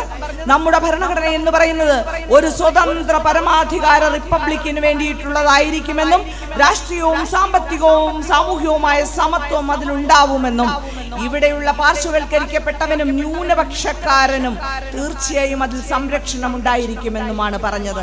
അങ്ങനെയുള്ള ഒരു ഭരണഘടനയെ അംഗീകരിച്ചപ്പോൾ ഇവിടെ ഉണ്ടായിരുന്ന സംഘപരിവാരുകാരൻ പറഞ്ഞു, ഈ ഭരണഘടന ഞങ്ങൾക്ക് അംഗീകരിക്കുവാൻ സാധിക്കില്ല, കാരണം ഇതിനകത്ത് മനുസ്മൃതി എന്ന് പറയുന്ന ഒരു വാക്കില്ല. നോക്കൂ, മനുസ്മൃതി എന്ന് പറയുന്ന ഒരു വാക്കില്ലാത്തത് കൊണ്ട് ഭരണഘടനയെ അംഗീകരിക്കില്ല. കാരണം ഭരണഘടന രൂപം കൊടുത്തു കഴിഞ്ഞപ്പോൾ അതിനകത്ത് മനുസ്മൃതി അനുസരിച്ചായിരുന്നില്ല ഒരു വ്യക്തിയുടെ അന്തസ്സ് നിർണയിച്ചിരുന്നത്, മറിച്ച് പൗരൻ എന്നുള്ള നിലയിലായിരുന്നു. ആരാണ് പൗരൻ? പൗരൻ എന്ന് പറഞ്ഞു കഴിഞ്ഞാൽ അങ്ങ് പ്രധാനമന്ത്രിയാകുന്നതിനും ചീഫ് ജസ്റ്റിസ് ഓഫ് ഇന്ത്യ ആകുന്നതിനും പ്രസിഡന്റ് ആകുന്നതിനും എന്തിന് നമ്മുടെ വിജയേട്ടനെ പോലെ ഒരു MLA ആകുന്നതിനും ഒക്കെ അടിസ്ഥാനപരമായി വേണ്ട ക്വാളിഫിക്കേഷൻ, യോഗ്യത ഇന്ത്യൻ പൗരനാകണം എന്നുള്ളതാണ്. ഇന്ത്യൻ പൗരൻ എന്നാൽ ടാക്സ് അടയ്ക്കുന്നവനോ അടയ്ക്കാത്തവനോ എന്നോ ഉള്ള വ്യത്യാസമില്ല. ഇന്ന ജാതിയിൽ ജനിച്ചവനാണോ താഴ്ന്ന ജീവിയിൽ ജനിച്ചവനാണോ എന്നുള്ള വ്യത്യാസമില്ല. ഇന്ന പ്രദേശത്ത് ജനിച്ചുവെന്നോ ഇന്ന ലിംഗത്തിൽപ്പെട്ട ആളെന്നോ ഉള്ള വ്യത്യാസമില്ല. മറിച്ച് ഇന്ത്യയിൽ ജനിച്ചവരെല്ലാവരും ഇന്ത്യൻ പൗരന്മാരായിരുന്നു. അവരുടെ എല്ലാം വോട്ടിന് ഒരൊറ്റ വോട്ടിന്റെ മൂല്യമായിരുന്നു. നിങ്ങൾ ഈ എരിക്കിൻ ചെടി കാണുന്നവരാണല്ലേ? എരിക്കിൻ ചെടിയിൽ നിങ്ങൾ കണ്ടിട്ടുണ്ടാവും, ഈ പുഴുവായിട്ട് വന്നിട്ട് പ്യൂപ്പയായിരുന്നിട്ട് പൂമ്പാറ്റയാവുന്ന അവസ്ഥ കണ്ടിട്ടില്ലേ? ഈ പ്യൂപ്പയായിരിക്കുന്ന അവസ്ഥ പോലെയായിരുന്നു കോൺസ്റ്റിറ്റ്യൂന്റ് അസംബ്ലിയിൽ ഭരണഘടനയുണ്ടായത്. അതിനുശേഷം ഇന്ത്യൻ പൗരൻ എല്ലാ വിധത്തിലുള്ള ഭേദഭാവങ്ങളും ഇല്ലാതെ ഒരു ബട്ടർഫ്ലൈയെ പോലെ, ഒരു ചിത്രശലഭത്തെ പോലെ ഈ പൗരത്വത്തിന്റെ വർണ്ണോജ്വലതയിൽ അങ്ങ് പറന്നിറങ്ങുകയായിരുന്നു ചെയ്തിരുന്നത്. ആ വ്യത്യാസമാണ് ഇന്ത്യൻ ഭരണഘടന പൗരത്വത്തിൽ വരുത്തിയത്. അതാണ് ഇവരെ, ഈ സംഘപരിവാരത്തെ അസ്വസ്ഥമാക്കിയത്. അവർ വെറുതെ അസ്വസ്ഥരാക്കുക മാത്രമല്ല, 1947 നവംബർ മാസം 30-ാം തീയതിയും അതുപോലെ തന്നെ 1950 ഫെബ്രുവരി മാസം 6-ാം തീയതിയും അവരുടെ മുഖപത്രമായ ഓർഗനൈസറിൽ അത് കൃത്യമായി എഴുതി വെക്കുക കൂടെ ചെയ്തു. ഈ ഭരണഘടനയെ അംഗീകരിക്കുവാൻ സാധിക്കുകയില്ല എന്ന്. 1966 ഇറങ്ങിയ ബെഞ്ച് ഓഫ് തോട്ട്സിലും അതുണ്ടായിരുന്നു. ഇതിന്റെയൊക്കെ ആദ്യം 1938 ഗോൾവാക്കർ എഴുതിയ we or the nation defined എന്ന് പറയുന്ന പുസ്തകത്തിന്റെ പേജ് നമ്പർ 54-55 പറയുന്നു, ഇന്ത്യ എന്ന് പറയുന്നത് ഹിന്ദുക്കളുടെ മാത്രമാണ്. ഇതര മതക്കാരും വിദേശത്ത് നിന്ന് വന്ന ഇസക്കാരും ഈ ഇവിടെയുള്ള ഹിന്ദുത്വത്തിന് വിധേയമായി ഹിന്ദു ആചാര രീതികളും മര്യാദകളും പാലിച്ചുകൊണ്ട് പൗരത്വം പോലും വേണ്ട എന്ന് വെച്ച് ജീവിക്കണമെന്ന്. ഇങ്ങനെ ഗോൾവാക്കറുടെയും സാവർക്കറുടെയും BS മൂംചയുടെയും ഒക്കെ ആശയമായിരുന്ന ഹിന്ദുവിന് മാത്രം പൗരത്വം എന്നുള്ള അവസ്ഥയെ നടപ്പിലാക്കുവാൻ വേണ്ടിയാണ് ഇന്ന് പൗരത്വ ഭേദഗതി നിയമം വന്നിരിക്കുന്നത്. ഇങ്ങനെ പൗരത്വ ഭേദഗതി നിയമം വന്നിട്ട് അവർ നമ്മുടെ രാഷ്ട്രപതിയെ കൊണ്ടുപോലും നയപ്രഖ്യാപന പ്രസംഗത്തിൽ കളവ് പറയിച്ചു. ഇത് ഗാന്ധിയുടെ സ്വപ്നമായിരുന്നു എന്ന്. ഗാന്ധിയുടെ സ്വപ്നം എന്തായിരുന്നു? ഗാന്ധിയുടെ സ്വപ്നം എന്ന് പറയുന്ന ഹിന്ദുവും മുസ്ലിമും ഇതര മതസ്ഥരും എല്ലാവരും ഏകോദര സഹോദരങ്ങളെ പോലെ കഴിയുന്ന രാഷ്ട്രം എന്നുള്ളതായിരുന്നു. അതുകൊണ്ടാണ് 1947 ഓഗസ്റ്റ് 14-നും 15-നും ഇടയ്ക്കുള്ള അർദ്ധരാത്രി ഇന്ത്യക്ക് സ്വാതന്ത്ര്യം കിട്ടിയപ്പോൾ ബംഗാളിലെ നവഖലിയിലെ ഗ്രാമങ്ങളിൽ വർഗീയ കലാപം പൊട്ടിപ്പുറപ്പെട്ടപ്പോൾ ഊണമുറക്കം ഉപേക്ഷിച്ച് ആ തെരുവുകളിൽ ഒറ്റ വസ്ത്രം ധരിച്ച വൃദ്ധനായ മനുഷ്യൻ മഹാത്മാഗാന്ധി അലഞ്ഞത്. അന്ന് പിറ്റേ ദിവസത്തെ ആഘോഷം എങ്ങനെ നടത്തണമെന്ന് ചോദിച്ച ബംഗാൾ ഭരണകൂടത്തോട് നമ്മുടെ മഹാത്മാഗാന്ധി പറഞ്ഞത്, ഒരു രാജ്യത്തെ ജനങ്ങൾ കലാപത്തിലും പട്ടിണിയിലും കഴിയുമ്പോൾ എനിക്ക് എങ്ങനെ ആഘോഷിക്കുവാൻ കഴിയും? എന്റെ സ്രോതസ്സുകൾ വറ്റി വരണ്ടിരിക്കുന്നുവെന്നാണ്. അന്ന് ഇന്റർവ്യൂ ചോദിച്ചെത്തിയ മഹാത്മാഗാന്ധിയുടെ മാത്രം സ്വാതന്ത്ര്യദിന സന്ദേശം വേണമെന്ന് പറഞ്ഞെത്തിയ BBC-യോട് മഹാത്മാഗാന്ധി പറഞ്ഞു, എനിക്ക് പ്രതികരിക്കുവാനാവില്ല, എനിക്ക് ഇംഗ്ലീഷ് ഭാഷ അറിയില്ലെന്ന് കരുതിക്കോളൂ. അങ്ങനെ വർഗീയ കലാപം ഉണ്ടായപ്പോഴൊക്കെ ഏറ്റവും അധികം മനംനൊന്ത് ഇരിക്കുകയും നമ്മുടെ സ്വാതന്ത്ര്യം കിട്ടിയ ആ ദിവസങ്ങളിൽ ഇവിടുത്തെ ഹിന്ദു മുസ്ലിം മൈത്രിക്ക് വേണ്ടി ഹൃദയം പൊട്ടി ഉപവാസം ഇരിക്കുകയും ചെയ്ത ഒരു മനുഷ്യനെ കുറിച്ചാണ് ഇന്ത്യയുടെ പ്രഥമ പൗരനെ കൊണ്ട് കളവ് പറയിച്ചിരിക്കുന്നത്. എന്തുകൊണ്ടായിരിക്കാം ഇവർ ഇങ്ങനെ? ഇതുപോലെ തന്നെ ഇവരാണ് ഈ ഇന്ത്യയുടെ ഭരണഘടന അംഗീകരിക്കാത്ത ഇവരല്ലേ ഇപ്പൊ ഇറങ്ങി നടന്ന് നമ്മെ ദേശസ്നേഹം പഠിപ്പിക്കുന്നത്. ഇവര് നമ്മുടെ ദേശീയ പതാകയെ ബഹുമാനിക്കാൻ എന്നാണ് തുടങ്ങിയത്? 1947 ജൂലൈ മാസം 22-ാം തീയതി തിരശ്ചീനമായി കുങ്കുമ നിറവും വെള്ള നിറവും കരിമ്പച്ചയും നടുവിൽ സാഗരനീല ചക്രവുമുള്ള ദേശീയ പതാകയെ അംഗീകരിച്ചുകൊണ്ട് പണ്ഡിറ്റ് ജവഹർലാൽ നെഹ്റു പ്രമേയം പാസാക്കിയപ്പോൾ ഇന്ത്യയിലുള്ള സകലമാന ജനങ്ങൾക്കും അതിൽ തങ്ങളുടേതായ എന്തെങ്കിലും കാണുവാൻ സാധിച്ചു. പക്ഷെ ഇവര് മാത്രം പറഞ്ഞു, ഞങ്ങൾക്ക് ഇത് അംഗീകരിക്കുവാൻ സാധിക്കുകയില്ല. 3 എന്ന് പറയുന്നത് ഒരു അശുഭ അക്കമാണ്. ഈ അശുഭ അക്കമുള്ള പതാകയെ ഞങ്ങൾക്ക് അംഗീകരിക്കുവാൻ പറ്റില്ല. ഞങ്ങൾക്ക് ഭഗവത് ധ്വജത്തെ മാത്രമേ അംഗീകരിക്കുവാൻ സാധിക്കുകയുള്ളൂ എന്ന് പറഞ്ഞു. നമ്മുടെ ദേശീയ പതാക അംഗീകരിച്ചിട്ടില്ല, നമ്മുടെ ഭരണഘടനയെ അംഗീകരിച്ചിട്ടില്ല. ഇനി സ്വാതന്ത്ര്യം കിട്ടിയതിന് ശേഷം ആകപ്പാടെ 2002-ലാണ് ഇവർ ദേശീയ പതാക ഉയർത്തുവാൻ തുടങ്ങിയത്. അതിനു മുമ്പ് 1947 ഓഗസ്റ്റ് 15-നും 1950 ജനുവരി മാസം 26-ാം തീയതി മാത്രമാണ് ഇവർ പതാക ഉയർത്തിയത്. ഈ 2001-ൽ 3 ചെറുപ്പക്കാരായ ആളുകൾ അവിടെ മതിൽ ചാടിക്കിടന്ന് ഈ നാഗ്പൂരിലെ RSSന്റെ ആസ്ഥാനത്ത് ചെന്ന് പതാക ഉയർത്തിയപ്പോഴാണ് അവർ അവിടെ ആദ്യമായി ഈ 1950-ന് ശേഷം ദേശീയ പതാക ഉയർന്നിരിക്കുന്നത്. അതിന് 2013 വരെ ഈ ചെറുപ്പക്കാർക്കെതിരെ കേസും നടത്തി ഈ രാജ്യസ്നേഹികളുടെ സംഘടന എന്ന് നിങ്ങൾ ഓർക്കണം. ഇവർക്ക് എന്തുകൊണ്ടാണ് ഈ രാജ്യത്തിന്റെ ഭരണഘടനയോട്, നമ്മുടെ ഈ ത്രിവർണ പതാകയോട് ഒന്നും യാതൊരു ബന്ധവുമില്ലാത്തത്? ഉദാഹരണം പറയാം. നിങ്ങളുടെ വീട്ടിലൊക്കെ കൊച്ചു കുട്ടികൾ ഉണ്ടാവും. നിങ്ങള് ഒരു 100 രൂപയുടെ നോട്ട് എടുത്തിട്ട് നിങ്ങൾ അവനെ ആ കടൽ തീരത്തേക്ക് കൊണ്ടുവന്നിട്ട് കടലിൽ ഒഴുക്കി കളയാൻ പറയണം. അവൻ ചെയ്യും. അവൻ രസമല്ലേ? കപ്പലുണ്ടാക്കി ഒഴുക്കാൻ രസമാണ്.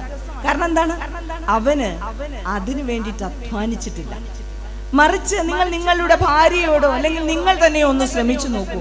എത്രയൊക്കെ ശ്രമിച്ചാലും നിങ്ങൾക്കതിന് പറ്റില്ല. കാരണം നിങ്ങൾ അധ്വാനിച്ചുണ്ടാക്കിയതാണ് ഈ 100 രൂപ എന്ന് പറയുന്നത്. അതുപോലെയാണ് ഈ സ്വാതന്ത്ര്യ സമരത്തിന് ശേഷം ഉണ്ടായിട്ടുള്ള ഇന്ത്യ എന്ന് പറയുന്ന സങ്കല്പം, നമ്മുടെ ഭരണഘടന എന്ന് പറയുന്ന സങ്കല്പം. വി ദ പീപ്പിൾ, ഈ ഇന്ത്യയിലെ മുഴുവൻ ജനങ്ങൾക്കും അതിൽ പങ്കാളിത്തമുണ്ട്. അവർക്ക് അതിനെ അങ്ങനെ കടലിലൊഴുക്കി കളയുവാൻ സാധിക്കുകയില്ല. എന്തുകൊണ്ടാണ്? നമുക്ക് പങ്കാളിത്തമുണ്ട്. അവർക്ക് എന്തുകൊണ്ടാണ് എളുപ്പത്തിൽ പറ്റുന്നത്? അവർക്ക് പങ്കാളിത്തമില്ല. കൃത്യമായും ഇന്ന് ചരിത്ര റെക്കോർഡുകളുണ്ട്. അതിൽ കൃത്യമായി പറയുന്നു, അവരുടെ ഗുരുജിയായിട്ടുള്ള സാവർക്കർ മാപ്പ് മാപ്പ് മാപ്പ് എന്ന് പറഞ്ഞ് 6 പ്രാവശ്യം എഴുതി കൊടുത്തുകൊണ്ട് ആൻഡമാൻ ജയിലിൽ നിന്ന് പോയി എവിടെയാണ് പിന്നെ പാർപ്പുണ്ടായിരുന്നെന്ന് ഓർക്കണം. രത്നഗിരിയിൽ ബ്രിട്ടീഷുകാരൻ കൊടുത്തിട്ടുള്ള ബംഗ്ലാവിലാണ് ഇരുന്നത്. അവിടെ ഇരുന്നിട്ട് അയാൾ എന്തായിരുന്നു പറഞ്ഞത്? ഇവരെയൊക്കെ അദ്ദേഹം എന്ന് പറഞ്ഞ് ബഹുമാനിക്കേണ്ട കാര്യമൊന്നുമില്ല, അതിനൊക്കെ അർഹതപ്പെട്ടവർ വേറെയുണ്ട്. അയാൾ പറഞ്ഞത് എന്തായിരുന്നു? നമ്മുടെ എന്ന് അയാൾ പറയുമ്പോൾ ഇന്ത്യക്കാരെന്ന് ആരും ധരിച്ചു വശാകരുത്. ഹിന്ദുക്കൾ എന്നാണ് ഉദ്ദേശിക്കുന്നത്. നാസ്തികനായ മനുഷ്യനായിരുന്നു സാവർക്കർ. ദൈവത്തിൽ വിശ്വാസമില്ലായിരുന്നു. അയാൾ രാഷ്ട്രത്തെ കുറിച്ച് പറഞ്ഞത് മതരാഷ്ട്രം എന്ന അർത്ഥത്തിലാണ്. അയാൾക്ക് അധികാരം, സംഘപരിവാരത്തിന് അധികാരം പിടിച്ചെടുക്കുവാൻ മാത്രമാണ്. ദൈവവിശ്വാസത്തിലായിരുന്നില്ല. നമ്മുടെ വിയർപ്പൊഴുക്കേണ്ടത് ബ്രിട്ടീഷുകാർക്കെതിരെയല്ല. ഹിന്ദുക്കൾ ഊർജം വ്യയം ചെയ്യേണ്ടത് ബ്രിട്ടീഷുകാർക്കെതിരെയല്ല.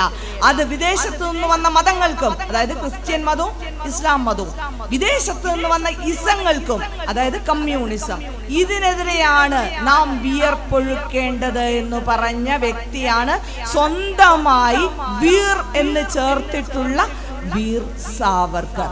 നമ്മളൊക്കെ സാധാരണ ഈ വീർ എന്നൊക്കെ ചേർക്കുന്നതിന് അർഹതപ്പെട്ടവർക്കാണ്. പക്ഷേ ഇവരൊക്കെ ചേർക്കുന്നത് ഇങ്ങനെയാണ്. എന്നിട്ട് ഇവരെ എപ്പോഴും നമ്മുടെ സ്വാതന്ത്ര്യ സമരത്തിന്റെ ചരിത്രം വളരെയധികം വിറളി പിടിപ്പിച്ചുകൊണ്ടേയിരിക്കും. അതിനുദാഹരണമാണ് ഈ കഴിഞ്ഞ വർഷം ഈ 98 വർഷമോ മറ്റോ തികയുമ്പോൾ ഈ തിരൂർ റെയിൽവേ സ്റ്റേഷന്റെ ഭിത്തികളിൽ വാഗൺ ട്രാജഡിയുടെ ഒരു ചിത്രമാലേഖനം ചെയ്യാൻ തീരുമാനമായി. അവിടുത്തെ സൗന്ദര്യവൽക്കരണത്തിന്റെ ഭാഗമായി അവർ ആലോചിച്ചപ്പോൾ ചരിത്രവുമായി ബന്ധമുള്ള, സ്വാതന്ത്ര്യ സമരവുമായി ബന്ധമുള്ള ഒരു ചിത്രം അവിടെ ആലേഖനം ചെയ്യാമെന്ന് തീരുമാനിച്ചു. പക്ഷേ സംഘപരിവാരുകാർ അവിടെ സംഘമായി ചെന്ന് ആ ശ്രമത്തെ തടഞ്ഞു. മലബാർ കലാപത്തിന്റെ ഒരു പ്രധാനപ്പെട്ട ഒരു എപ്പിസോഡ് ചിത്രീകരിക്കുന്ന ചിത്രം അവരെ വിറളി പിടിപ്പിച്ചു. എന്തായിരുന്നു മലബാർ കലാപം?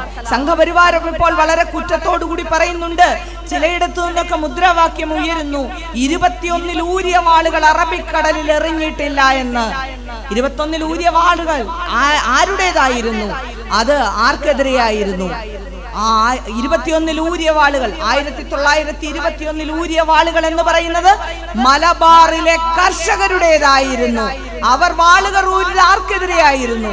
അവർ വാളുകൾ ഊരിയത് ബ്രിട്ടീഷ് ഇമ്പീരിയലിസത്തിനെതിരെയും ബ്രിട്ടീഷ് സാമ്രാജ്യത്തിനെതിരെയും ബ്രിട്ടീഷ് ജന്മിത്വത്തിനെതിരെയുമായിരുന്നു. അതിന്റെ മുൻനിരയിൽ നിന്ന ആളുകൾ വാര്യംകുന്നത്ത് കുഞ്ഞഹമ്മദ് ഹാജി, മാലി മുസലിയാരുമായിരുന്നു. ഈ വാര്യംകുന്നത്ത് കുഞ്ഞഹമ്മദ് ഹാജിയെ ചതിയിലാണ് പിടിച്ചത്. ഈ ചതിയിലല്ലാതെ നമ്മളെ ആരെയും അവർക്കൊരിക്കലും പിടിക്കുവാൻ സാധിക്കയില്ല. അങ്ങനെ ചതിയിൽ പിടിച്ചപ്പോ വാര്യംകുന്നത്ത് കുഞ്ഞഹമ്മദ് ഹാജി ബ്രിട്ടീഷുകാരനോട് ഒരൊറ്റ വാചകമേ പറഞ്ഞുള്ളൂ: നിങ്ങൾ കണ്ണുമൂടിയും കൈകൾ പിന്നിൽ കെട്ടിയുമാണ് ആളുകളെ കൊല്ലുന്നതെന്ന് എനിക്കറിയാം. പക്ഷേ എന്നെ കൊല്ലുമ്പോ നിങ്ങൾ കണ്ണു മൂടരുത്, കൈകൾ പിന്നിൽ കെട്ടരുത് എന്ന്. അങ്ങനെ പറഞ്ഞുകൊണ്ട് കണ്ണു തുറന്നു പിടിച്ച് കൈകൾ നേരെ ഇട്ടുകൊണ്ടാണ് വാര്യംകുന്നത്ത് അഹമ്മദ് ഹാജി നെഞ്ചിലേക്ക് വെടിയുണ്ടകൾ ഏറ്റുവാങ്ങിയത്. ഇന്ന് 98 വർഷങ്ങൾ കഴിഞ്ഞു ആ സംഭവത്തിന് ശേഷം. അങ്ങനെ നമ്മുടെ സ്വാതന്ത്ര്യ സമരത്തിനും നമ്മുടെ പ്രപിതാക്കന്മാർക്കും അവരുടെ പ്രപിതാക്കന്മാർക്കും തമ്മിൽ ആ വ്യത്യാസമുണ്ട്. കണ്ണു തുറന്നു പിടിച്ചുകൊണ്ട് നെഞ്ചിലേക്ക് വെടിയുണ്ടകൾ ഏറ്റുവാങ്ങിയവരാണ് നമ്മുടെ പ്രപിതാക്കന്മാരെങ്കിൽ 6 പ്രാവശ്യം മാപ്പെന്നെഴുതി കൊടുത്ത് മതവിദ്വേഷം പരത്തി ബ്രിട്ടീഷുകാരന്റെ ബൂട്ട് നക്കിയവരാണ് അവരുടെ പ്രപിതാക്കന്മാർ. ഈ വ്യത്യാസം വെച്ച് വേണം ചരിത്രത്തെ എന്നും അളക്കുവാൻ. കാരണം നമ്മുടെ പ്രപിതാക്കന്മാരുടെ ഒക്കെ ഈ ഖബറുകളിലും കുഴിമാടങ്ങളിലും ചിതകളിലും ഒക്കെ തിരഞ്ഞു കഴിഞ്ഞാൽ ഇങ്ങനെ ബ്രിട്ടീഷുകാരന്റെ വെടിയുണ്ടേറ്റും അവന്റെ ഷൂവിന്റെ ചവിട്ടേറ്റും തകർന്ന അസ്ഥികൂടങ്ങളൊക്കെ കണ്ടെടുക്കാൻ കഴിയും.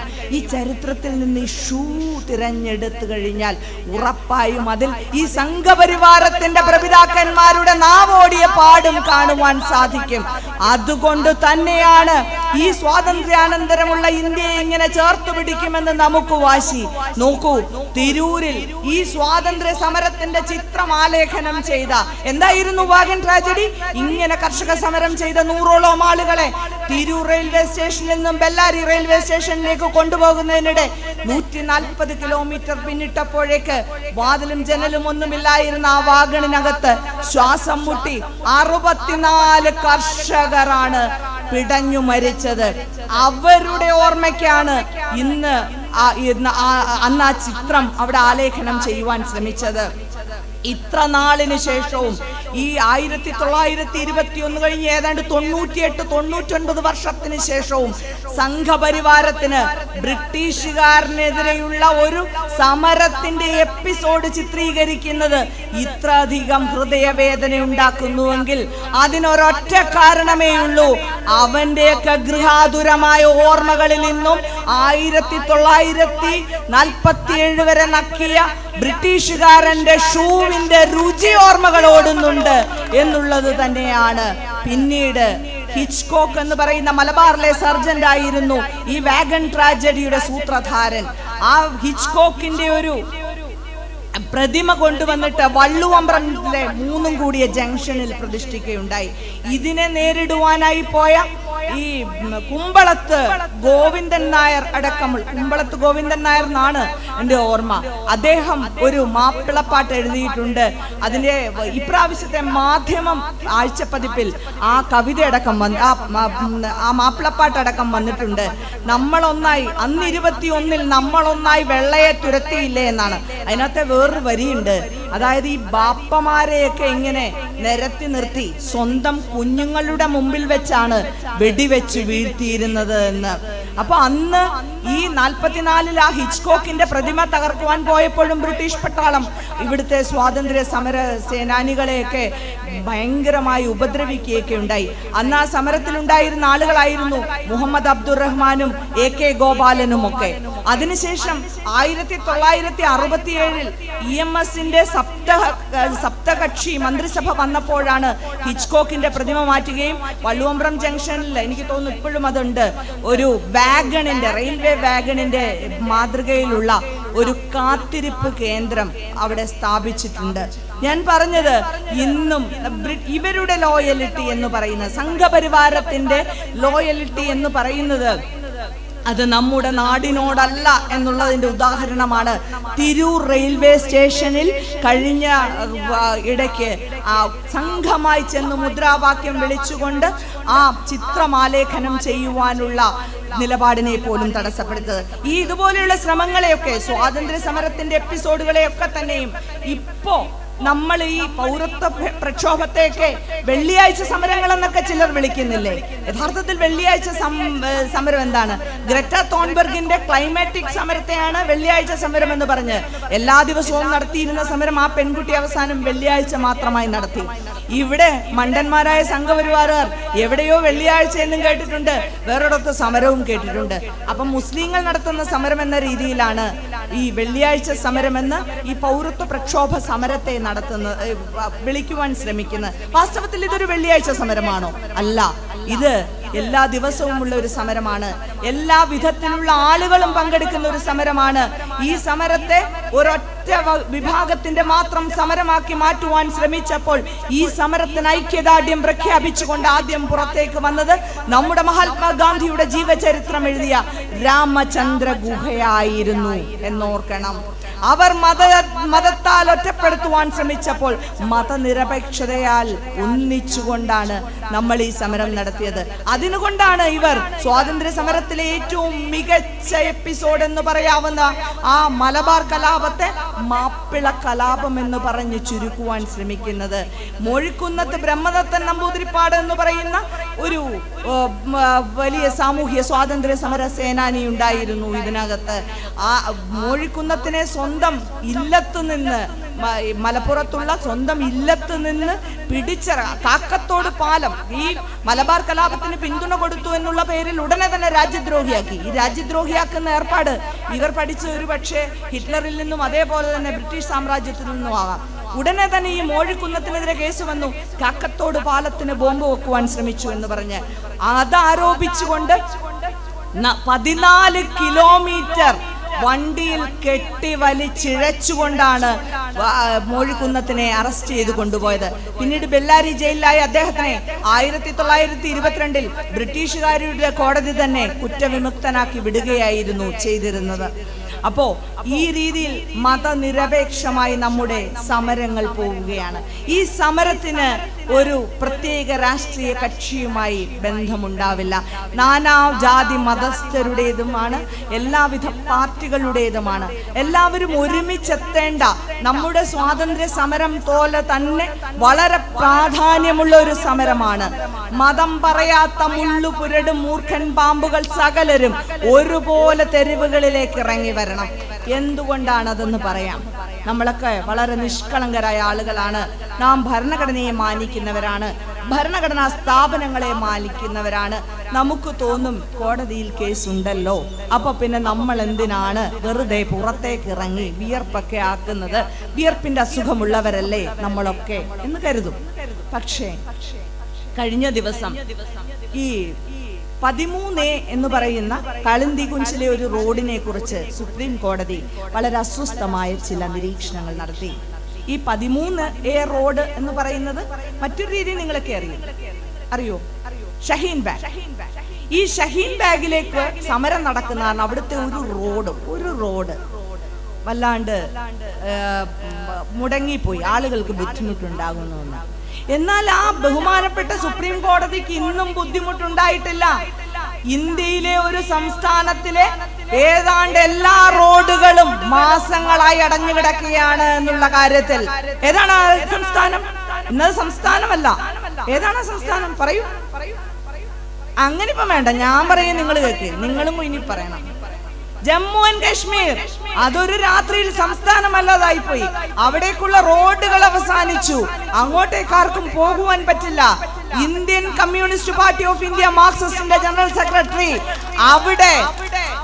അവിടുത്തെ കമ്മ്യൂണിസ്റ്റ് പാർട്ടി ഓഫ് ഇന്ത്യയുടെ സംസ്ഥാന സെക്രട്ടറിയെ കാണുവാൻ പോകാൻ വേണ്ടി ഹേബിയസ് കോർപ്പസ് ഫയൽ ചെയ്യേണ്ടി വന്നു. അവിടുത്തെ MLA കൂടിയായ യൂസുഫ് തരിഗാമിയെ കാണുവാനായി സീതാറാം യെച്ചൂരിക്ക് പോകണമെങ്കിൽ ഹേബിയസ് കോർപ്പസ് ഫയൽ ചെയ്യേണ്ട അവസ്ഥയുണ്ടായി. അന്ന് നമ്മുടെ സുപ്രീം കോടതി സീതാറാം യെച്ചൂരിയോട് പറഞ്ഞത് ഇതായിരുന്നു. എന്തായിരുന്നു? നിങ്ങൾ അവിടെ പോയി സുഖവിവരങ്ങൾ അന്വേഷിച്ചു വരണം, പക്ഷേ രാഷ്ട്രീയം സംസാരിക്കരുതെന്ന്. കമ്മ്യൂണിസ്റ്റ് പാർട്ടിയുടെ അഖിലേന്ത്യാ ജനറൽ സെക്രട്ടറി സ്വന്തം ഒരു സംസ്ഥാനത്തിന്റെ സെക്രട്ടറിയോട്, സ്വന്തം പാർട്ടിയുടെ MLA പോയി പിന്നെ കശ്മീർ ആപ്പിളിന്റെ വില ചോദിക്കാനാണോ പോകുന്നത്? രാഷ്ട്രീയം സംസാരിക്കുവാനുള്ള അവകാശങ്ങൾ ആർട്ടിക്കിൾ 19 ആർട്ടിക്കിൾ 21 ഒക്കെ ഇഷ്ടം പോലെ തരുന്ന ഒരു ഭരണഘടന നമ്മുടെ ഇടയിൽ ഉള്ളപ്പോഴാണ് സുപ്രീം കോടതി അന്നത് പറഞ്ഞത്. ഇനി മറ്റൊരു അവസ്ഥ പറയാം. 2016 നവംബർ 8 എന്താ സംഭവിച്ചത്? ഒന്ന് ഓർത്തു നോക്കിക്കേ. ഒരു ക്ലൂ തരാം. മേരെ പ്യാരെ ദേശവാസിയോ, അത് പറഞ്ഞ എല്ലാരും പറയും നോട്ട് നിരോധനം. ഇന്നും ആ വാചകം കേട്ടാൽ എല്ലാവരും ഞെട്ടി ഉണരും. ഏത് രാത്രിയിലാണെങ്കിലും കയ്യിരിക്കുന്ന നോട്ടും കൊണ്ട് ATM മെഷീന്റെ അവിടേക്ക് പോകും. അതാണ് അവസ്ഥ. അന്ന് നമ്മളൊന്നും ഒരു മുദ്രാവാക്യം വിളിച്ചില്ല, നമ്മളൊന്നും പ്രതിഷേധിച്ചില്ല. എന്തുകൊണ്ടാണ്? നമുക്ക് കേസ് കൊടുക്കാമല്ലോ. എന്നിട്ട് ആ കേസിന്റെ വിധി എന്തായെന്ന് ആർക്കെങ്കിലും അറിയാമോ? ആർക്കെങ്കിലും അറിയാവുന്ന ആ കേസിൽ എന്ത് വിധി വന്നു എന്നറിയാവുന്ന ഒരാൾ കൈവെക്കുമോ? നിങ്ങൾക്ക് കൈവെക്കാൻ പറ്റില്ല. കാരണം ആ കേസിൽ വിധി വന്നിട്ടില്ല, ആ കേസ് കേട്ടിട്ടില്ല ഇതുവരെ. ഇനി